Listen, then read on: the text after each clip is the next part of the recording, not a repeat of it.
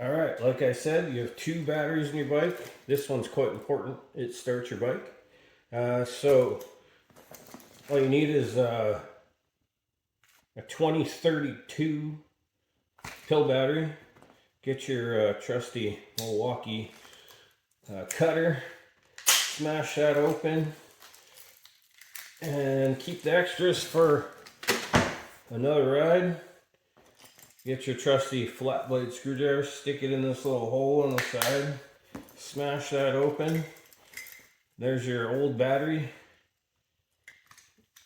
Flip that out just like that, throw that one away, smash a new one in, clip the two pieces back together, and you're off and riding. Have a good day.